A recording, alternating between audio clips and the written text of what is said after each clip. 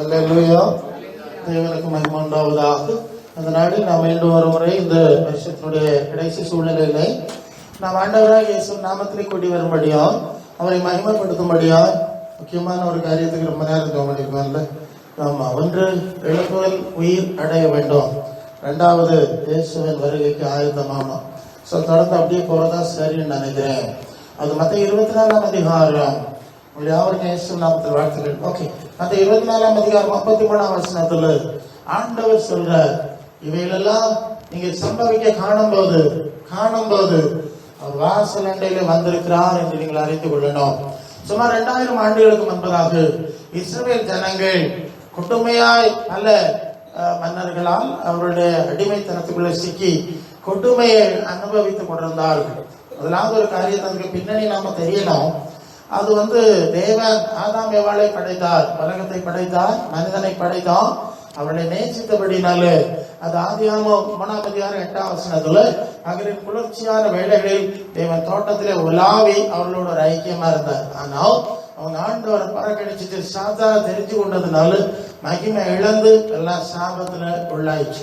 அப்புறம் ஒரு ஏனோக்கு தான் தேவனோடு சஞ்சரிக்கிறான். மனுஷனோட ஆண்டவர் ஒரு அன்போட ஐக்கியத்தில் இருக்க விரும்பினாலும் அவங்க அதுக்கு ஒத்து வைக்கல. அப்புறம் ஒரு நோவா இருந்தான்.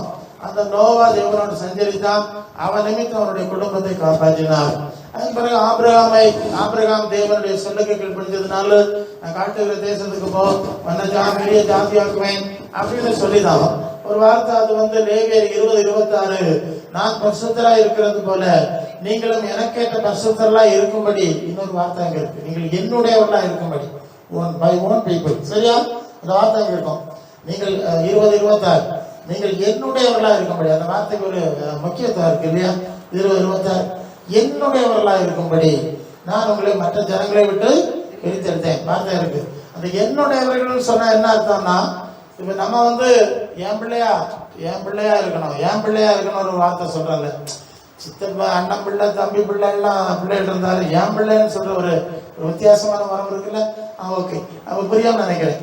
அந்த மாதிரி ஒரு ஆழமான ஐக்கிய உறவை விரும்பினதுனாலதான் என்னுடையவர்களா இருக்கும்படி அவங்களை தெரிந்து கொண்டேன் என்று ஆண்டவர் சொல்லி அவர்களுக்கு கட்டளை கொடுத்து வாக்குத்தத்தம் எல்லாம் கொடுத்தாலும் அவங்கள சாத்தாம என்ன போயிட்டாங்க. அவர் கிரகாரங்களை செஞ்சுட்டாங்க, கர்த்தரை எரிச்சல் விட்டுனாங்க, அவரை பறக்கணிச்சிட்டாரு. அப்படி ரொம்ப கஷ்டம். அவர் பார்க்க மட்டும் பார்த்துட்டாரு, அவரால் முடியல. அதான் ஏசாயா 65:17 இது புதிய வானம் புதியமே படைக்கிறேன், இதெல்லாம் வேண்டாம், இந்த உலகமே எனக்கு வேண்டாம், மனசுல வரக்கூடாது. அந்த அளவு ஒரு துக்கத்தின் உச்சக்கட்டத்துக்கு தேவன் சென்ற ஒரு சூழல்.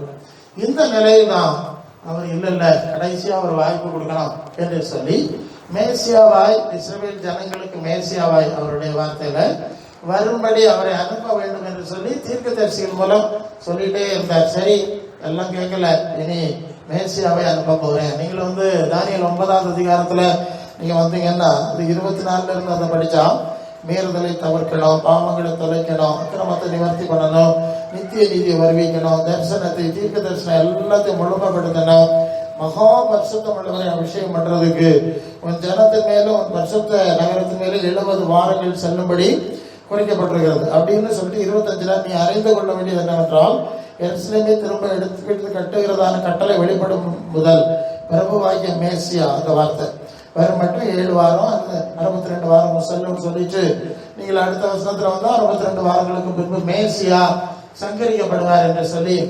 ஏன்னா ஆதாம்ல இருந்து நல்லா பார்த்தாச்சு. இனி இந்த ஜனங்களை விடுவிப்பதற்கு அவர்களுக்கு நன்மை உண்டாக்குறது வழி கிடையாது. மேசியாவை அனுப்ப வேண்டும் என்று சொல்லி ஒரு திட்டத்தை தேவன் வகுக்கிறார். இப்ப இஸ்ரவேலர்கள் அந்நிய ஆட்சியில அடிமைப்பட்டு கொடுமையில அனுபவித்துக் கொண்டிருக்கிறார். அப்ப அவங்க மனசுல ஒரு பெரிய ஏக்கம், மேசியா என்று தாவீதின் பேர், தாவீதின் வம்சத்துல தாவீதை போல ஒருவராய் நம்மை விடுவித்து ரட்சிக்கிற மேசியாவை அனுப்புவேன் என்று கர்த்தர் சொன்னாரே என்று சொன்ன அந்த தீர்க்க தரிசன ஆகம வசனங்கள் எல்லாம் நினைத்து மேசியாவை எதிர்பார்த்து கொண்டிருந்த நேரம் தேவன் மேசியாவை அல்லது தன்னுடைய குமாரனை பரிசுத்த ஆவியினாலே பரலோகத்திலிருந்து உலகத்தில் அனுப்பினார். அல்லேலூயா. 2000 வருஷத்துக்கு முன்பு நடந்த சம்பவம். அப்ப அவரை அனுப்பினார். அனுப்புற போது அவர்கள் 20 வந்தார். இயேசு எல்லாம் பேசினார். நான் தான் மேசியான்னு சொன்னார். அதை ஏற்றுக்கொள்ள அவர்கள் தயாரா இல்லை. கடைசியிலே அவர் தேவத்தின் சித்தத்தின்படி அகில உலக பாவ நிவாரண பலியாய் சிலுவையிலே மறிக்க வேண்டியதாயிற்று. அந்த சம்பவத்தை பற்றி ஆண்டவர் சொன்ன ஒரு சம்பவம் உண்டு. யூதர்களை பார்த்து சொன்னார், ஒரு ஓமையா சொன்னார். அவங்களுக்கு நமக்கு சற்று மறைமுகமாக சொன்னது மாதிரி சொல்லுவார். அது என்ன சொல்லுவார்னா, ஒரு எஜமானுக்கு திராட்சை தோட்டம் நிறைய இருக்கு. இவன் என்ன செஞ்சான், திராட்சை தோட்டத்தை இன்னொருத்தர் குத்தகை விட்டுட்டு வெளியூருக்கு போயிட்டான். ஸோ அந்த கன்னிகளில் தன்னுடைய பங்கை வாங்கி வரும்படி ஒரு வேலைக்காரனை அனுப்பினான். எப்படி வேலைக்காரனை அனுப்பினான். அவன் வந்தான். வந்து எப்படி எஜமான் அனுப்பியிருக்காரு, எனக்கு உள்ளதை கொடுங்கன்னா அவங்க எதுவும் கொடுக்கல, எதுவும் கொடுக்காம அடிச்சு காயப்படுத்தி திருப்பி அனுப்பிட்டான். அப்புறம் அது இன்னொரு ஊழியக்காரனை அனுப்பினார். அவனையும் இது மாதிரியே காயப்படுத்தி ஒன்றும் கொடுக்காம அனுப்பினான். நல்லா கவனிக்கணும். அடுத்தது சொல்றான், அவன் வந்து எஜமான் யோசிக்கிறான், இனி என்ன செய்யலாம் என்ன செய்யலாம். ஊழிய மோசையே அனுப்பியாச்சு கேட்கல, தீர்க்கதரிசி எல்லாம் நிறைய அனுப்பியாச்சுல, எல்லாம் ஒன்றும் கேட்கல. இனி ஒன்று செய்வேன், நான் என் சொந்த குமாரனை அனுப்புவேன். புரியுதுங்க அவங்களுக்கு? அதான் விஷயம். என் சொந்த குமாரனை அனுப்புவேன். அவனை அனுப்புனா அவனை கண்டாவது பயப்படுவாங்க. ஏன், அவன் எஜமானுடைய மகன் இல்லையா வந்திருக்கான், அது சாதாரண விஷயம் இல்லை. அப்படி அனுப்புவேன் என்று சொல்லி அனுப்புறாங்க. அனுப்பணும்னா அவங்க பார்த்தாங்களா, இவன் தான் போய் இவன் தான், இவனை கொண்டுட்டான்னா சொத்தெல்லாம் நமக்கு ஆயிரும். அப்புறம் அந்த சொத்தை கேட்கறதுக்கு யாருமே இருக்க மாட்டாங்கல்ல அப்படின்னு தோட்டத்துக்கு புறம்பே சொல்லி அவனை கொலை செய்தார்கள் என்று ஆண்டவர் சொன்னார். தன்னை குறித்து தான் சொன்னார். அல்ல இல்லையா, எல்லாம் அனுப்புனார். கடைசியில் மகனை அனுப்பியிருக்கார், கொல்ல போறீங்க அப்படின்னு ஏற்கனவே சொல்லிட்டார். இப்படி இயேசுவை தேவன் உலகத்துல அனுப்பினார். அவரை எதற்கு அனுப்பினார் என்ற காரியம்லாம் நமக்கு நிறைய தெரியும். அது ஒரு வார்த்தை, அது ஒன்று யோவான் 3:16-17 தானே. தேவன் நம்முடைய குமாரனை விசுவாசிக்கிறவன் எவனோ அவன் கெட்டு போகாமல் நித்திய ஜீவன் அடையும்படி அவரை தந்தரளி. ஒரு வார்த்தை இருக்குல்ல, அது என்னது, இவ்வளவாய் உலகத்தில் போகுது. அந்த வார்த்தையை நீங்க சிந்திக்கணும். இவ்வளவாய் எவ்வளவாய் தன்னுடைய ஒரே குமாரன் என்று மாறாமல் நமக்காக ஒப்பு கொடுக்கிற அளவுக்கு அன்பு கொடுத்தார். அல்லேலூயா. அப்படி இயேசு இந்த உலகத்துல வந்தார். அவர் நித்திய ஜீவ குமாரனா இருந்தார். அவரை மரணத்திலிருந்து மீண்டும் தேவன் எழுப்பி மரித்தேன் சதா காலங்களில் உயிரோடு இருக்கிறேன் என்று சொல்லி ஒரு ஜீவனோடு இருக்கிற உயிரோடு இருக்கிற ஒரு தேவகுமாரனாய் மேசியாவாய் என்று நமக்காய் வைத்திருக்கிறார் என்பது நமக்கு தெரியும். காரணம் என்னன்னு சொன்னா, நீங்க லூக்கா 19:10 வரும்போது ஆண்டவர் சொல்வார், இழந்து போனதை தேடம் ரட்சிக்கவே மனுஷன் மறந்திருக்கிறார். அப்ப இந்த உலகம் முடிகிறது வரை தேவ சித்தத்துக்கு வெளியே இருக்கிறவர்கள், நித்தியத்துக்கு அந்நியமா இருக்கிறவர்கள், இழந்து போனவர்கள், இழப்பின் எல்லைக்குள் இருக்கிறவர்களை மீட்கும்படி அவர் உயிரோடு இருந்து செயலாற்றி கொண்டே இருக்கிறார் என்பதை நாம் பார்க்கிறோம். 1 பேதுரு 2:25 சிதறுண்ட ஆடுகளை போல இருந்தீர்கள், இப்பொழுதோ நீங்கள் மேய்ப்பரும் ஒரு கண்காணியானவரிடத்தில் திருப்பப்பட்டிருக்கிறீர்கள். நம்முடைய மேய்ப்பரும் ரட்சகரும் ஆண்டவருமாய் அவர் நமக்கு ஏற்படுத்தப்பட்டிருக்கிறார். ஏன்னா எசேக்கியேல் 34:11 வந்தீங்கன்னு சொன்னா அது ஒரு அற்புதமான விஷயம் இருக்கும். இஸ்ரவேல் ஜனங்களை மேய்ப்பர்கள் சரியா மேய்க்கவில்லை. அதனால அவர்கள் அதாவது மலைகளிலே, நாடுகள் மலைகளிலே அலைந்து தெரிந்தது. அதனால் காட்டு மிருகங்களுக்கு இரையாயிற்று. அது ஒரு விஷயம் இருக்கு. மலைகளில் அலைந்து தெரிந்தது, காட்டு மிருகங்களுக்கு இரையாயிக்கொண்டே இருந்தது. தேடுவார்ல, தப்ப வைப்பார்ல, பாதுகாப்பார்ல. அப்போது கர்த்தர் சொன்ன ஒரு வார்த்தை அங்கே இருக்கிறது, நானே என் ஜனங்களை தேடி பார்ப்பேன். 34:11 நானே தேடி பார்ப்பேன், நானே போய் தேடுவேன். மப்பு மந்தாரம் உள்ள இருட்டு சூழ்நிலையில எங்கெங்கெல்லாம் இருக்கும் அதெல்லாம் போய் நான் தேடி கொண்டு வருவேன், ஒரே மந்தையாய் மாற்றுவேன் என்று ஒரு வாக்குறுதியை கொடுத்திருந்தேன். அதே வாக்குறுதியை தான் இயேசுவை கொண்டு நிறைவேற்றினார். அவர் சொன்னார், நான் நல்ல மேய்ப்பன் ஆடுகளுக்கு ஜீவனை கொடுக்கிறேன். அதாவது ஊழியர் செய்யவும் அநேகரை மீட்கும் பொருளாய் தன்னுடைய ஜீவனை கொடுக்கவும் வந்தார். அப்படி அவர் பிரதான மேய்ப்பராய் இப்போதும் அவர் ஆடுகளை தேடி கொண்டிருக்கிறார். ஆண்டுகளை தேடி 2000 ஆண்டுகளாய் இந்த பணி, இந்த காரியம் நடந்து கொண்டிருக்கிறதை நாம் பார்த்து கொண்டிருக்கிறோம். அல்லேலூயா. சரி, அவன் நீதிமான்களை அல்ல பாவிகளை தான் அழைக்க வந்தேன் என்று சொன்ன வசனம் நமக்கு தெரியும். யோவான் 18:37 சொல்வார், சத்தியத்தை குறித்து சாட்சி கொடுக்க நான் வந்திருக்கிறேன், வேற பொய்யான வழியில இனி போவாதுங்க. நான் தான் நல்ல மேய்ப்பன், நான் பரலோகத்திலிருந்து வந்திருக்கிறேன், என்னை மாத்திரம் பின்பற்றி வாருங்கள், என்னால் இல்லாமல் ஒருவனும் பிதாவினிடத்தில் வரமாட்டான் என்று சொல்லி மிக தெளிவாய் காண்பித்து அவர் தன்னுடைய வேலையை செய்து கொண்டே இருக்கிறார். 2000 வருஷம் நடந்துட்டு இருக்கு. சரி, எப்படியோ இயேசு அனுப்பினார், அது பெரிய காரியம் என்று மக்கள் மகிழ்ச்சியா நினைக்க வேண்டும், வேண்டாம்னு சொல்லல. அப்ப மகிழ்ச்சியா இயேசுவின் முதல் வருகை உண்மையாக நாம் ஏற்றுக்கொண்டால் நாம் என்ன செய்யணும்? அந்த இயேசுக்கு நம்முடைய உள்ளத்துல இடம் கொடுக்கணும். அல்லையோ? அது வெளிப்படுத்தல் 3:20 வாசல் படியில் நின்று தட்டுகிறேன், கதவை திறந்து எனக்கு இடம் தரணும். இயேசுக்கு இடம் கொடுக்காம நீங்க ஸ்டார் போட்டு என்ன பிரயோஜனம்? விளக்கு கொடுத்து என்ன பிரயோஜனம்? யோசிச்சு பாருங்க. கள்ளு குடிச்சு என்ன பிரயோஜனம்? பிரயோஜனம் இல்லை இல்லையா? சரி, அப்படியெல்லாம் நம்ம செய்யாம இயேசுக்கு இடம் கொடுக்கிறோம். இன்னும் தெளிவா சொல்ல போனா யோவான் 10:27-28 நாடுகளின் சத்தத்துக்கு நான் சொல்றதுக்கு கீழ்படியும், அவ எனக்கு பின் செல்லும், என்னை ஃபாலோ பண்ணும். சீசத்துவம், சீசராய்க்கு ஞானஸ்நானம் கொடுக்கணுங்கிறது இப்ப சபைகளுக்கு தெரியல. அவங்க வேற மாதிரியா போயிட்டு இருக்காங்க. சரி, எங்க போவாங்களோ நமக்கு தெரியல. சரி, அப்ப இயேசுக்கு வாழ்க்கையில இடம் கொடுக்கிறோம், குடும்பத்துல இடம் கொடுக்கிறோம், சீசர்ல மாறுகிறோம், அவருடைய அடிச்சுவடை நடக்கிறோம் இல்லையா? 1:2-21 அவருடைய அடிச்சுவடைகளை நடந்து வரும்படி அவர் மாதிரியை வைத்து போனார். 1 2:6 அவர் நடந்தபடியே நடக்கணும். சரிதானே? மனசுல வைக்கணும். அப்படி இருக்கும்போது அவர் பரலோக தேவனுடைய ஆவியை நமக்கு கொடுக்கிறார். பரலோக தேவனுடைய ஒரு முக்கியமான காரியத்தை பார்க்கணும். அது யோவான் 14:15 என்ன அன்பா இருந்தா வசனத்தை கடைபிடிக்கணும். நான் பிதாவின் இடத்தில் உங்களுக்காக வேண்டிக் கொண்டு பரிசுத்த சக்தி ஆவியாகிய தேற்றரவாளனை உங்களுக்கு அவர் தந்தருளும்படி நான் உங்களுக்கு ஜெபம் பண்ணுவேன். அப்ப இயேசு சீசனா மாறுறோம், அவர் தேவனுடைய ஆவியை நமக்கு அனுப்புறார். இப்ப முக்கியமான ஒரு இடத்துல வர்றோம். இந்த பரிசுத்த ஆவியை குறித்து இப்போ நாம் இயேசு வருகை ரொம்ப முக்கியம், அதுக்கு தயாராகணுங்கிறதெல்லாம் நாம ஜபத்துல ஜபித்திருக்கிறோம். இப்ப கவனிக்க வேண்டிய விஷயம், எல்லாருக்கும் இயேசுநாள் வந்தா வருகைக்கு போகணும்னு ஆசை தான் இல்லையா? எல்லாருக்கும் ஆசை. ஒருக்கா நானும் பாசமாக இடத்துல ஒரு கிராம ஊழியத்துக்கு போனோம். போய் நாம சின்ன செய்தி சொல்லிட்டேன். அப்புறம் அவரை செய்தி சொன்னார். அவர் சொல்லும்போது வருகை பற்றி தான் பேசினார். யாரெல்லாம் வருகைக்கு போவீங்கன்னு கேட்டாரு. கேட்டோன்னா எல்லாரும் கையை தூக்கி அல்லேலியா சொல்லுங்க அப்படின்னு சொன்னாரு. கையை தூக்கி அல்லேலியா சொல்லியாச்சு. அவர் ஆச்சரியப்பட்டு என்னைய திரும்பி பார்த்தார். ஸோ அடுத்தது வருகை சம்பந்தமான ஏதோ ஒரு சில குறிப்பை சொன்னார். சொல்லிட்டு திரும்பி கேட்டார், இப்போ யாரெல்லாம் வருகைக்கு போவிய கையை தூக்கி அல்லேலியா சொல்லுங்கன்னா ஒரு தடவை சொல்லல அல்ல. இப்ப சம்பவம் ஜனங்களுக்கு வருகை என்னன்னு தெரியலங்க. 2-3 ஹின்ஸ் சொல்லிட்டு இப்ப கையா தூக்குங்கன்னா ஒரு தடவை அல்ல. அப்ப இப்ப நம்ம ஜனங்களுக்கு வருகைன்னா என்னத்தையோ இங்க நினைச்சிட்டு இருக்காங்க. இந்த அரசியல்வாதிகள் வர மாதிரி அவர் வருவாரு அப்படி இல்லை. அதுல ஒரு முக்கியமான விஷயம் இருக்கு. அதுல சபைக்கு நாங்க முக்கியமா சொல்ற ஒரு செய்தி உண்டு.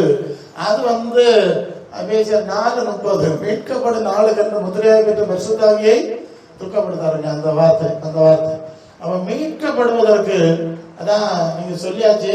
இயேசு முதல் வருகை 2000 வரையமா பாடியே இப்படி நம்ம போயிட்டு இருக்க முடியாதுல்ல. அடுத்த 2வது, ஏன்னா நான் ஏற்கனவே சொன்ன மாதிரி மேசியா முதலாவது இப்படி வரணும்னு அவரை பற்றி ப்ராபசி சொன்னாங்க, தீர்க்கதரிசி சொல்லி ஜனங்கள் காத்திருந்தாங்க. மேசியா அவரும் ஏற்றுக்கொண்டாரு. இன்னைக்கு இதே நிலைமைதான். இப்போ சரிப்பா வந்தாச்சு, 2000 வருஷம் ஆச்சு, சீக்கிரம் திருப்பி வர்றேன், இனி உங்களை கூட்டிட்டு போற வர்றேன், இங்க வைக்க மாட்டேன், நான் இருக்கிற இடத்துல யோவான் 14:2 தானே, நான் இருக்கிற இடத்துல நீங்கள் இருக்கும்படி நான் சேர்த்துக்கிட்டு வருவேன். அதை சொல்லியாச்சு. அதை சொல்லி 2000 வருஷம் ஆச்சு. என்ன வராரு பூகம்பங்கள், கொள்ளை நோய்கள் எல்லாம் பார்த்துட்டோம், யுத்தங்கள் செய்திகள்லாம் எல்லாம் பார்த்துட்டு இருக்கோம். நம்ம அடையாளம் எல்லாம் நடக்குன்னா பிரச்சனை எல்லாம் பேசிட்டு இருக்காங்க. ஸோ இப்படி எல்லாம் இந்த அடையாளங்கள் நடந்து கொண்டு இருக்கும் போது நமக்கு ஒரு எதிர்பார்ப்பு இருக்கணும். அன்னைக்கு மேசியா வர்றதுக்கு ஒரு எக்ஸ்பெக்டேஷன் இருந்த மாதிரி இயேசு நம்ம எங்க இருந்து என்ன செய்யணும், கூட்டிட்டு போய் வரப்போற செய்தியை நம்ம விசுவாசிக்கணும். இல்ல அதுக்கு ஒரு எதிர்பார்ப்பு வேணாம். இல்ல அது எந்த அளவு எதிர்பார்ப்பு இருக்கிறதுங்கிறத நீங்க சிந்திச்சுக்கணும். ஒரு காரியத்தை நான் குறிப்பிட, அது ஓகே, அந்த பாடும் போது சொல்லும் போது அவரு தாமஸ் சொன்னார், நினைக்கிறேன் பொக்கிஷம்னு ஒரு வார்த்தை சொன்னார். உங்கள் இருதயம் எங்க இருக்கோ அங்கதான் உங்க பொக்கிஷம். இது ரொம்ப முக்கியம். அந்த வருகையினுடைய அம்சத்துல நாங்க பேசுற விஷயம். அப்ப யார் வருகைக்கு போவாங்க அப்படின்னு பார்த்தா, யாரெல்லாம் தங்கள் மனசை பரலோகத்துல வச்சிருப்பாங்களோ அவங்க மட்டும் தான் போவாங்க. கொஞ்சம் ஷார்ட்டா புரிஞ்சுக்குங்க. பரலோகத்துல மனசு வச்சாதான் எந்த பரலோகத்துக்கு போறோம். இது ஈஸியா நம்ம விளங்கிக்கிற விஷயம்.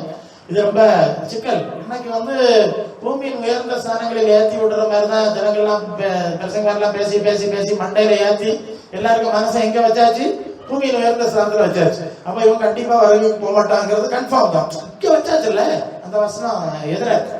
அது கொலோசியர் 3:1-2 நீங்கள் கிறிஸ்துவுடனே கூட எழுந்தது உண்டானால் கிறிஸ்து தேவனுடைய வலது வருஷத்துக்குள்ள மேலான வழி தேடுங்கள், பூமிக்கு அல்ல மேலான வழி தேடுங்கள். சரிதானே? இது ரொம்ப முக்கியம். மீண்டும் நினைவுபடுத்துகிறோம். இயேசுவை ஆராதிக்கிறது, விசுவாசிக்கிறது, அது இதெல்லாம் 1000 காரியம் இருக்கும். இது வச்செல்லாம் நீங்க வருகைக்கு கொண்டு போக முடியாது. நல்ல இல்லையா? வருகைக்கு போகணுமா மனசை பரலோகத்தில் வைக்கணும். அது முதல் விஷயம். அதுக்கு வார்த்தை என்னன்னா, கிறிஸ்து தேவனுடைய வலது பார்சத்தில் இருக்கிற. ஓகே, அங்கதான் உனக்கு போனோம்ல, அங்கதான் கூட்டிட்டு போனோம்ல, அப்ப மனசங்க வச்சிருக்கணும்ல. அவர் அங்கதான் உட்கார்ந்து இருக்காரு. அது எபேசியர் 2:7. அவர் நம்மை கிறிஸ்துவுடனே கூட எழுப்பி உன்னதங்களில் அவரோடு கூட உட்காரவும் செய்தார். பாஸ்ட் டென்ஸ்ல தான் இருக்கு. பாஸ்ட் டென்ஸ்ல மனசு அங்க இருக்குது, சரீரம் அங்க இருக்கு. இப்ப புரியுதுல்ல? இன்னும் தெளிவா சொல்றேன். அது வந்து ரோமர் 6ஆம் அதிகாரத்துல நீங்க படிச்சீங்கன்னா ஞான ஸ்நானத்தை பத்தி ஒரு விஷயம் சொல்லியிருக்கு. கவனிங்க. ஞான ஸ்நானம் என்னன்னா, பழைய மனுஷனை அடக்கம் பண்றது, அந்த கிறிஸ்துவின் அடக்கத்தோட அடக்கம் பண்றது, கிறிஸ்து மரித்தவரிலிருந்து எழுந்தது போல புதிதான ஜீவனோட நடந்து கொள்ளும்படிக்கு அடக்கம் பண்ணப்பட்டோம். இயேசுவோடு கூட உயிர்த்தெழுதல்ல வந்துட்டோம். நல்ல கவனிங்க. ஒரு மனுஷனுக்கு 2 உயிர்த்தெழுதல் இருக்கு. ஒண்ணு வந்து ஆத்மாவுடைய உயிர்த்தெழுதல், உள்ளான மனுஷனுடைய உயிர்த்தெழுதல். இன்னொன்னு சரீரத்தினுடைய உயிர்த்தெழுதல். புரிஞ்சுல? ஒரு சரியான ஞான ஸ்நானம், சரியான சடங்காச்சாரம் கிடையாது. ஒரு சரியான ஞான ஸ்நானத்தை என்ன சொல்லியிருக்குன்னா, பழைய மனுஷனா அடக்கம் பண்ணியாச்சுன்னு சொல்லியாச்சுல. புதிய மனுஷனா உயிர்த்தெழுது வர்றான். தட் மீன்ஸ் இயேசு உயிர்த்தெழுதுக்கு ஒப்பான ஒரு நிகழ்ச்சி தான் ஞான ஸ்நானம் என்ற அந்த பகுதியில நாம் விளங்கிக் கொள்ள வேண்டும். சரி, அப்போ ஒரு சரியான ஞான ஸ்நான அனுபவத்துக்குள்ள வரும்போது நம்முடைய ஆத்மா கிறிஸ்துவை போன்ற ஒரு உயிர்த்தெழுதலின் அனுபவத்தை அடைய வேண்டும். அந்த வார்த்தையை நல்லா பிடிச்சிருக்கேன். ஏன்னா கொலோசியர் 3:1 அப்படிதான் சொல்றோம். நீங்கள் கிறிஸ்துவுடனே கூட எழுந்தது உண்டானால்னு சொல்லும். ஓகே, நீங்கள் கிறிஸ்துவுடனே கூட உயிர்த்தெழுந்தது உண்டானால் மனசங்க வைங்க. எபேசியர் 2:7 அப்படிதான் சொல்லுது. அவர் கிறிஸ்துவுடனே கூட எழுப்பி உன்னதங்களில் அவரோட கூட உட்காரவும் செய்தார். அப்ப எவ்வளவு ஆழமான ஒரு அனுபவம் நீங்க புரியணும். ஒரு ஆத்மா உயிர்த்தெழுதல் முடிஞ்சிருச்சு. இது சரீர உயிர்த்தெழுதல் தான் அடுத்தது காத்திருக்கிறோம். சரி, இப்ப மனசு பக்கி சொன்ன பாட்டு சொன்னீங்கன்னா அது முன்னாடி மனசு பரலோகத்துல நம்பர். செகண்ட்லி, மனசை பரலோகத்துல அப்படியே போயிடுவோம். மனசை பரலோகத்துல வைக்கும் போது பரலோகத்தின் ஆவியானவர் நமக்குள்ள வந்து வாசம் பண்ணுவாரு. அல்லேலூயா. மனசை பூலோகத்துல வைக்கும் போது பூலோகத்தின் ஆவி வந்து வாசம் பண்ணிடுவோம். நீங்க நல்லா அதை புரியலாம். ஏன்னா இது ஒளிமுறையான பேச முடியாது, இலைமறைக்காக பேச முடியாது. அது எபேசியர் 2:1-2 அக்கிரமத்தினால பாவத்தினால மரித்திருந்த உங்களை தேவன் உயிர்ப்பித்தார். எப்படி நீங்க கீழே அது எப்படி மறிச்சீங்க? முற்காலத்துல உலக வழக்கத்தின்படி நடந்தீங்க. கீழ்ப்படியாம என் பிள்ளைகளிடத்துல கிரிய செய்கிற ஆகாயத்து அதிகார குழுவின் ஆவிக்கு ஏற்றபடி நடந்தீர்கள். மனசம் தோணபடி நடந்தீர்கள். இப்படிதான் மறித்தீர்கள். அப்போ இந்த உலகத்தின் வழக்கத்துக்கு சிக்கி ஆகாயத்து அதிகார குழுவோட பிசாசுக்கு பிடி நமக்கு தெரியாமலே அந்த பிடியில சிக்கி வாழ்ந்ததுனாலதான் நாம மரித்த அனுபவத்துல இருந்தோம். இதுல இருந்து ஆண்டவர் நம்ம உயிர்ப்பித்தார். நல்லா நீங்க மனசுல வைக்கணும். இதுல இருந்து ஆண்டவர் உயிர்ப்பித்தார். பழைய ஆவியின் பிடியிலிருந்து அது எபேசியர்ல அந்த வசனம் சொல்லுது, நீங்கள் புதிதான 4ஆம் அதிகாரத்துக்கு வாங்க, புதிதான ஆவி உள்ளவர்களாகி அந்த இடத்துல. அது ரொம்ப, ஏன்னா எல்லாரும் வருகை சொல்றாங்க, ஆனா நான் பிசாசுக்கு பிடியில இருக்கிறேன், உலகத்தின் ஆவியினுடைய பிடியில இருக்கிறேங்கிறத பலர் என்ன செய்யாத இருக்கிறாங்க, உணராத இருக்கிறாங்க. அதைத்தான் நாங்க சுட்டி காட்ட வேண்டிய விஷயத்துல இருக்கிறோம். அதை உணர்வு இல்லாம நான் வருகைக்கு போவேன். அது வந்து 4ஆம் அதிகாரம் 22 அந்தபடி முந்திர நடக்கைக்குரிய மோசம் போக இச்சைகளாலே கெட்டு போறேன், பழைய மனுஷனை கலைந்து கொடுங்க. அதான் அந்த அடக்கம் பண்ணுதல் ஞானஸ்நானம். உங்கள் உள்ளத்திலே புதிதான ஆவி உள்ளவர்களாகி மெய்யான நீதியிலும் பரிசுத்தத்திலும் தேவர் சாயலா சிருஷ்டிக்கப்பட்ட புதிய மனுஷனை அணிந்து கொள்ளுங்க. அடுத்த வார்த்தை ஹல்லேலூயா. மனசை பரலோகத்துல வைக்கிறீங்க. இப்ப பரலோகத்துல மனசை வச்சனால பரலோகத்துல ஆவி வந்துட்டு, பரலோகத்துல ஆவி வந்தோடனே நீங்க புது மனுஷனா மாறுறீங்க. சரிதானே? ரொம்ப முக்கியம். பரலோகத்துல ஆவினா சும்மா சத்தம் போடுறது, கை கால் உதறது கிடையாதுங்க. அது வல்லமா வரும்போதெல்லாம் இருக்கலாம். அதெல்லாம் நாங்க பார்த்துதான். உள்ளான மனுஷனே இன்னர் மேலே அது மாத்தி விடுகிறது புதிய சாயலால். ஆமா, கிறிஸ்துவ அந்த பரிசுத்த ஆவியானவர். ஏன்னா நீங்க வந்து ரோமர் 8:9 கிறிஸ்துவின் ஆவி இல்லாதவன் அவருடையவன் அல்லன்னு சொல்லியிருக்கு. ஏன்னா இந்த ஆவி ஏற்கனவே இயேசுநாதருக்கு கொடுத்திருந்த ஆவிங்க, அதே ஆவியை தான் நமக்கு கொடுக்குறாரு. அந்த ஆவி நமக்குள்ள வரும்போது நமக்குள்ள கிறிஸ்துவின் சிந்தையை உருவாக்கியிருக்கு. பிலிப்பியர் 2:5 கிறிஸ்துவ இயேசுவுடைய சிந்தையே உங்களில் இருக்கணும். ரொம்ப முக்கியமான விஷயம். ஆவி வந்து கிறிஸ்துவின் சாயலிலே நம்முடைய இன்னர் மேன் அல்லது உள்ளான மனுஷனை மாற்றி அமைக்கிறது. 2 Corinthians 4:16 ஆனபடினால சோர்ந்து போறதில்ல, பரப்பான மனுஷன் அடைந்து உள்ளான மனுஷன் நாளுக்கு நாள் புதிது ஆக்கப்பட வேண்டும். வருகைக்கு போனோம்னா எபேசியர் 3:16 நான் அவருடைய ஆவியினாலே உள்ளான மனுஷனில் வல்லமையாய் பலப்பட வேண்டும். அப்ப பரிசுத்த ஆவியை பெற்றுக்கொள்ள வேண்டும், ஆவியினாலே புதுப்பிக்கப்பட வேண்டும், மறுரூபமாகிக் கொண்டே வர வேண்டும். கிறிஸ்துவின் சாயலுக்கு ஏற்ப மறுரூபமான. ஏன்னா இங்க பிலிப்பியர் 3:21 நம்முடைய குடியிருப்பு பரலோகத்தில் இருக்கிறது, அங்கே இருந்து கர்த்தரா இருக்கிற இயேசு ரட்சகர் வர எதிர்பார்த்து காத்து கொண்டிருக்கிறோம் அப்படின்னு சொல்லி காத்து கொண்டிருக்கிறோம். எல்லாருமே காத்து கொண்டிருக்கிறோம். போவோம் 10 கன்னியே இருந்தாவளா இல்லையா, 5 பேர் காணாம போனாவளா இல்லையா, இது மாதிரி வெயிட்டிங். எல்லாருமே எக்ஸ்பெக்டிங் இருக்கிறாங்க. ஆனா இங்க கவனிக்க வேண்டிய ஒரு விஷயம், காத்து கொண்டிருக்கிறோம்னு சொல்லிட்டு அடுத்த வசனம், அவ தம்முடைய வல்லமையான செயலினாலே நம்முடைய அற்பமான சரீரத்தை அவருடைய மகிமையான சரீரத்துக்கு போய் படுத்த வேண்டும். அந்த இடத்த மனசுல ஏற்கனவே சொல்லிட்டேன், ஆத்மாவில ஒரு உயிர்த்தல் முடிஞ்சிட்டுன்னு சொல்லிட்டேன் சரியா. சரியான ஒரு ஞானஸ்நான அனுபவத்திலே ஆத்மாவில் வசனத்தை பார்த்துட்டோம். இப்ப ரிமைனிங் பாக்கி இந்த உடல் இருக்கு. அப்ப கர்த்தருக்குள் மரித்தவர்கள் என்ன செய்வாங்க? முதலாவது வருவாங்க. உயிரோடு இருக்கவங்க என்ன செய்யணும்? ஒரு இமைப்படுதலே ஆவணல்ல, மறுரூபம் ஆவணல்ல. அடுத்த வசனம் சொல்லுது, இந்த பரிசுத்த ஆவியானவருடைய ஃபைனல் ஒர்க் என்ன நடக்குன்னா, நம்முடைய சரீரத்தை அவருடைய சரீரத்துக்கு போய் மாற்றி அமைக்கிற வேலை செய்யணும். ஏற்கனவே கனியை கொடுத்துட்டாரு, ஆவியின் கனியை கொடுக்கிறாரு, கிறிஸ்துவின் சிந்தை கொடுக்கிறாரு, கிறிஸ்துவின் சாயலை உருவாக்கிட்டு இருக்கிறாரு. அதெல்லாம் நடந்துட்டு இருக்கு, அதெல்லாம் நடந்துட்டு இருக்கு. ஃபைனல் அந்த பரிசுத்த ஆவியானவருடைய கடைசி வேலை என்னன்னா, அது இன்னொரு வசனத்தை பார்க்கலாம். ரோமர் 8:11, கிறிஸ்து மரித்தோரிலிருந்து எழுப்புகிறவருடைய ஆவி உங்களில் வாசமா இருந்தால் சாவுக்கு எதுவான உங்கள் சரீரங்களை உயிர்ப்பிப்பார். அப்ப இந்த பரிசுத்த ஆவியானவர் தான் இயேசுவே உயிரோடு எழுப்பினாராம் சரியா. அப்ப சரீர உயிர்த்தெழுதலுக்கு பரிசுத்த ஆவியினுடைய வல்லமை, ஆத்மாவுடைய மறுரூபம் பூரணத்துக்கும் பரிசுத்த ஆவி அவசியம் தான். சரீர உயிர்த்தெழுதலுக்கு இது அவசியம். இதை மனசுல வைங்க. இவன் என்ன பிரச்சனைன்னு கேட்கிறேன், அதான் ரொம்ப முக்கியமா கவனிக்கிறேன். அப்போ முத்திரை வந்துட்டு கை கால் உதறேன், அந்நிய பாஷை பேசுறேன், தீர்க்கதரிசனம் சொல்றேன், நான் வருகை போனா பந்தை கோச கூட்டங்கள்லாம் நம்பிட்டு இருக்கிறாங்க. அதுக்கு ஏற தப்பு ராங். என்ன ராங்கன்னா, இப்ப என்ன பார்த்தோம்? ஆவினால உள்ளான மனுஷன்ல நீங்க பலப்படணுமா, அந்த அவரை போல மர்வமானுமா. சரியான வசனம் 2 Corinthians 3:8. நாம் எல்லாரும் திறந்த முகமாய் கர்த்தருடைய மகிமையை கண்ணாடியில காண்கிற வண்ணமாய் கண்டு ஆவியா இருக்கிற கர்த்தரால் அந்த சாயலாக தானே மகிமையின் மேல் மகிமை அடைந்து மறுரூபம் அடையும். Present perfect continuous tense. Now it's happening. இதுதான் முக்கியம்.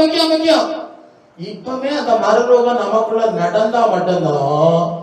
இவ கொஞ்சம் கொஞ்சமா அந்த இயேசுவை போல ஒரு மறுரூபம் இன்னர் மேன்ல நடந்துட்டு இருந்தா, இயேசு வரும்போது ஒரு செகண்ட்ல ஃபுல் ஆகி கன்ஃபார்ம் ஆகி போயிடும். இப்ப புரியுதுல்ல? 30 வருஷம் விசுவாசி எப்படி இருக்குது கேட்டா, அப்படியே இருக்கு. சரியா எப்படியா 30 வருஷமா அப்படியே இருக்கு. அவ்வளோ இப்படி இருந்தாம ஏசுறாங்க மறுரூபம் அப்படி இப்படிதான் சொல்றது. ரொம்ப சிக்கல்.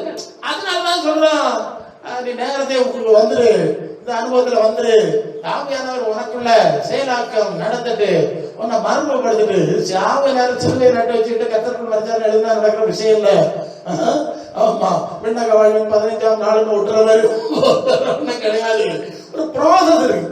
அதாவது குறிப்பிட்ட ஜனங்களுக்கு ஒரு பிரச்சனை என்னன்னா, வியாதி சொன்ன ஆகணும், பிரச்சனை தீரணும். அப்படிதான் இன்னொரு நாள் வேலையும் செத்து போகியது செத்துப்பாரு. அதனால இது இந்த பேய்க்க நோக்கி வர்றதுக்கு வேற சபை கிடையாதுங்க. அது குருசடி, நிறைய குருசடி, பந்தைக்கோச குருசடி, கத்தோலிக்க குருசடிகள். ஆமா, இந்த பேய்க்க நோக்கி கட்டறதுக்கும் போறதெல்லாம் குருசடி தான். சரிதானுங்களா? இது குருசடி கிடையாதுங்க. கிறிஸ்து உருவாக்குறதுல அதுக்கு கலாத்தியர் 4:19 கிறிஸ்து உங்களுக்கு உருவாக்கப்படும் மறுபடியும் கற்பவேதனைப்படும். நமக்குள்ள கிறிஸ்துவ உருவாக்குறது சொல்லியிருக்கீங்க. எபேசியர் 4:11 கிறிஸ்துவ நிறைவான வளர்ச்சி நிலவத்தக்க பூரண புருஷராகணும், சபை பக்தி விருத்தி இடம் பரிசுத்த வாங்க சீர்படுத்தும் பொருட்டு அப்போஸ்தலர் தீர்க்கதரிசி மேய்ப்பர் போதகர் சுவிசேஷகர் ரசிகமான ஊழியக்காரர் தலையாய் நான் அன்புடன். அதாவது நீங்கள் மனுஷனுடைய சூது வஞ்சிக்கிறதுக்கு எதுவான பலவிதமான காட்டுகளினால வண்டியும் காரம் வேலை எடுத்துட்டு வடக்கிறதுக்காக சுத்திலே தெரியாம இருக்கிறதுல இருந்து மரியாதை வசனத்தை வாசித்து அன்புடனே சத்தியத்தை கைக்கொண்டு தலைவராகிய கிறிஸ்துவுக்குள் வளரும்படி சபை வைத்தார். அப்ப சபைக்கும் குருசடிக்கும் உள்ள வித்தியாசம் தெரியுதா? குருசடியில இருந்தா வியாதி குணமாகலாம், இல்லைன்னு சொல்ல மாட்டேன். ஒரு நாள் மலர் வளையம் கன்ஃபார்ம் மறந்துடக்கூடாது. சபையில இருந்தா மலர் வளையம் வச்சாலும் ஜீவன் கிரகம் கன்ஃபார்ம். என்ன சொல்றீங்க? மரணம் உண்மையான ஜீவன் கிரகத்தை உனக்கு தருவேன். குருசடிக்கு போனா மலர் வளையம் கன்ஃபார்ம். சபையில இருந்து ஆவியானவராலே நடத்தப்பட்டா ஜீவ கிரகம் கன்ஃபார்ம், புதிய சரீரம் கன்ஃபார்ம். என்ன புரியுங்க? அதான் சபைக்கு குருசடிக்குள்ள வித்தியாசம். இதை புரிய வைக்கிறதுக்கு பெரிய பாடா இருக்கு, பெரிய பாடா இருக்கு. ஏன்னா எல்லாரும் ஏமாத்திடுறானா, கத்தோலிக்க சொல்லிட்டா அம்மா வேண்டி விடுங்க ஐயா பாவில எங்களுக்கு வேண்டி கொண்டு போயிருக்கிறான். அப்புறம் ஏமாத்துறதுக்கு விண்ணாக வழி 14 நாளாச்சு அவர் பரவத்துக்கு போயிட்டு அங்க ஒரு ஏமாத்த ஃப்ராடு, கோயிலுக்கு வந்திருக்க மாட்டான். அது ஒரு பக்கம். நம்ம சச்சா சவுத்தியால என்னது, அந்த பாடியை வச்சுட்டு மல்லையே புகழடந்தாருமேன்னு ஒரு பாட்டு, எப்போ பாடி ஆகி வச்சுட்டு இது டீக்க மாதிரி தங்களுக்கு போயில தேடுறானா சக டீக்கலுக்கு தேடுறானா நமக்கு தெரியல இல்லையா? ஃப்ராடு கொணப்படு இந்த ப்ராசஸ் எல்லாம் இருக்குல்ல, இது யாருக்கு வச்சிருக்கு? இதை செய்யணும் புரிய மாட்டேங்குது, ஆளுங்களுக்கு புரிய மாட்டேங்குது.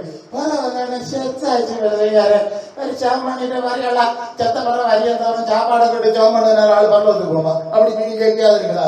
இதெல்லாம் உலகத்துல இருக்கிற தவறான நம்பிக்கைகள் பார்த்தவங்க.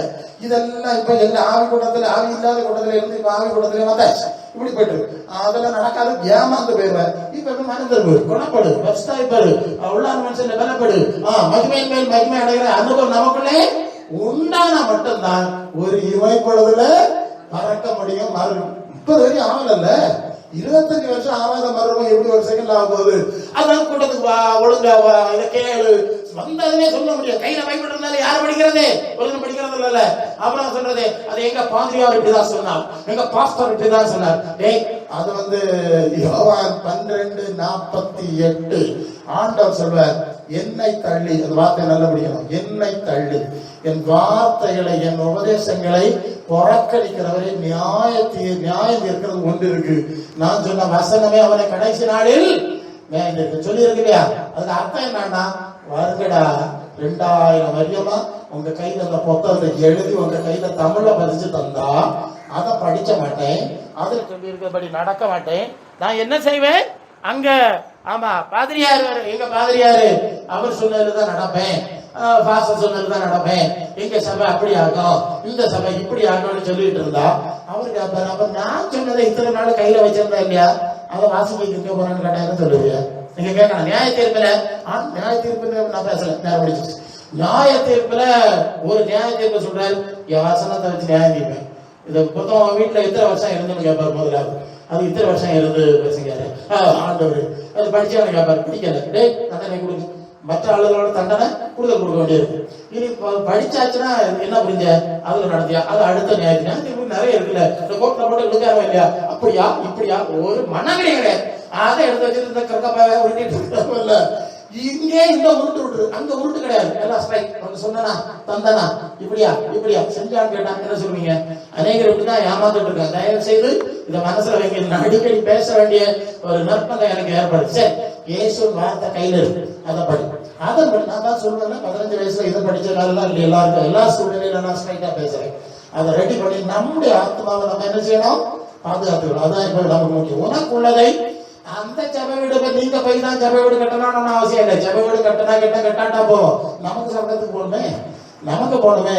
வருகை பேச்சு சொல்லும் போது ரொம்ப வருஷத்துக்கு ஒரு பாட்டி கேட்டது, வருஷம் யாரு எனக்கு 18 வயசு இருக்கும்போது இயேசுநாதர் அண்ணா வராது, என்ன வராது, எனக்கு 75 ஆச்சு, இன்னும் இயேசுநாதர் வரைக்கும். நான் சொன்ன கிழவி நீ 75 இருந்ததே பெரிய கேட்க, அவர் வாரதுக்கு 1000 காரியம் இருக்கு, கணக்கு பார்த்து வருவார். நீ முதல்ல போறாங்க ரெடியா கொள்ளாமா, நீ இப்ப மூச்சு அப்படி இல்லை பசங்காது, இதே கடகடா குடுக்குடுன்னு அடிச்சு பசங்காரு, இல்லை கூட்டத்துக்கு வருவேண்டே நினைக்கிற பசங்காரு, பொறுப்படுக்க முடியாத ஆளுவாத காய்வாரு பாட்டி மேல வருது, பொறுப்படுக்கணும் எங்களுக்கு உள்ள சரியா 4 கட்டம் ஆண்டவர்கிட்ட போறதுக்கு இன்னும் ரெடியா வேணும். பயம் எங்க போறது வருதுங்காரு, ஒரு ஐடியா இல்லை. வரி கணக்கா கூட்டத்துக்கு வந்தாலும் விசுவாசிகளுக்கு இன்னும் ஐடியா இல்லை, சாவு பயத்தவங்க இருக்குது, பேசினா நேரம் போயிடும். அப்படின்னா நம்ம கையில போய்கிட்டு எந்த சொர்க்கத்துக்கு போறோம்? நம்ம இங்க இருக்க நமக்கு நிச்சயம் வேண்டாமா, ஒரு தெளிவு வேண்டாமா, ஒரு நம்பிக்கை வேண்டாமா? பகுதி சத்து அவர் போராடு, நல்ல போராட்டத்தை ஓட்டத்தை முடித்தேன்னு எழுதி வச்சிருக்காரு. இந்த மாதிரி அதை எடுத்துக்கிட்டு தவப்ப மாதிரி எல்லாரும் எல்லா மக்கள் எழுதி வச்சிருக்கு. அப்படி எடுத்து சொர்க்கத்துக்கு போயிடலாம். என்ன மோசடி இதெல்லாம் சொல்லியிருக்குல்ல. நம்ம பரிசுத்த ஆவி முக்கியமான ஒரு விஷயம். ஓகே, ஃபைனல் பண்ணுவோம். பரிசுத்த ஆவி முக்கியமான விஷயம். இந்த பரிசுத்த ஆவியை பெற்றுக்கொள்வது மட்டும் இல்ல, அந்த ஆவிக்கு ஏற்றபடி நடக்கவும் வேண்டும். அதுக்கு ஒரு சமயம் வேணும். இப்ப நான் முடிக்கணும்.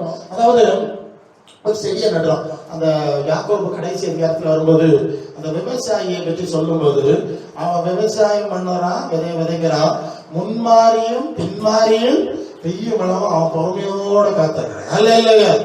இன்னைக்கு செடியை நட்டுட்டு நாளைக்கு போய் தேங்காய் பறிச்ச முடியாது இல்லையா?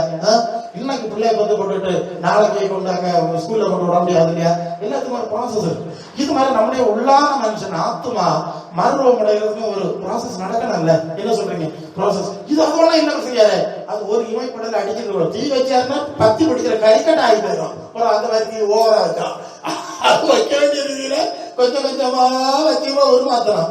ஒரே நாளையில உருவாக்கணும். தீய கொஞ்சம் கூட்டினா வச்சுப்போம். அப்போ வந்து கறிஞ்சா நோடிப்போம். உங்களுக்கு தெரியுமே அடுப்புக்குள்ள தெரியும். அப்படி வச்சே முடியாது. அதுக்கு ஒரு ப்ராசஸ் இருக்கு. ஸோ அதனாலதான் வாலிபத்திலே சஷ்டிகளை நிலையிட்டு எப்போ சில ஆளுகள்லாம் கட்டுல கடந்துட்டு பிரசங்காரு இனி கொண்டாட்டு வரணும் பிரசங்காரு இனி நான் அப்படி இனி நீ இருக்கிறது கண்ணு இல்ல, மூக்கு இல்ல, குடல் இல்ல, கிட்னி இல்ல, ஒன்ன மட்டும் என்ன செய்யாதுங்க ஒன்ன சமைக்கிறது 4 பேர் வச்சுருவாங்க சுத்தி. அப்படி நல்ல காலத்துல வாலிபத்திலே சஷ்டிகளை நிலையிட்டு சொல்லிட்டு சாதம் வச்சிடலாம். அவன் நல்ல காலத்துல சேடாண்டாமா எங்க தெரியுது. அதே அப்படிதான் கூட்டங்கள் வரது பார்த்தா எல்லாம் கலந்து இல்லாம போய் எல்லாம் முடிஞ்ச பிறகு என் பொண்ணு அப்போ இனி நீர் தான் உண்டு. வேற சித்தப்ப பெரியப்ப மாதிரிலாம் விட்டுருப்பான். எல்லாம் விட்ட பிறகுதான் இங்க வருது. இவங்களை வச்சுட்டு அதெல்லாம் வந்துருவேன் மரப்பேன். சரி இனி வந்த இல்லையா? இனி அவங்க உட்காந்து இப்படி டைட் ஆகி போச்சு. வருஷத்தாவியதா வச்சு தச்சு விரும்புறேன். எனக்கு உதவி செய்யணும் சொன்னா அதுவும் கஷ்டம் தான். தள்ளி தான் பழக்க வைக்க வேண்டியிருக்கு இல்லையா?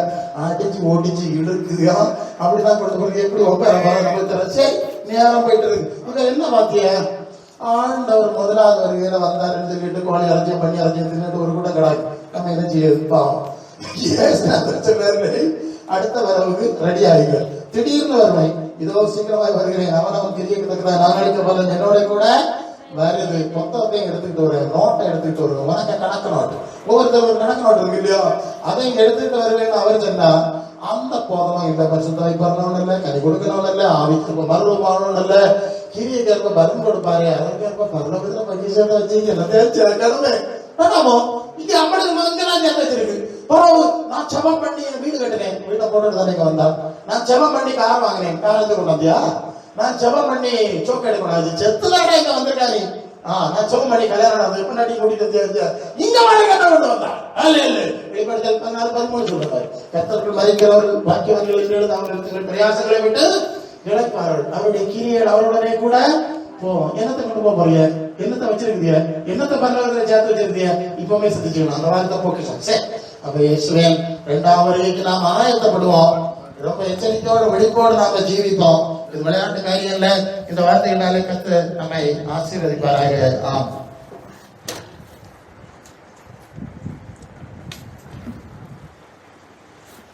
சின்ன கூட்டமா இருந்தாலும் பெரிய இழுப்புதல்.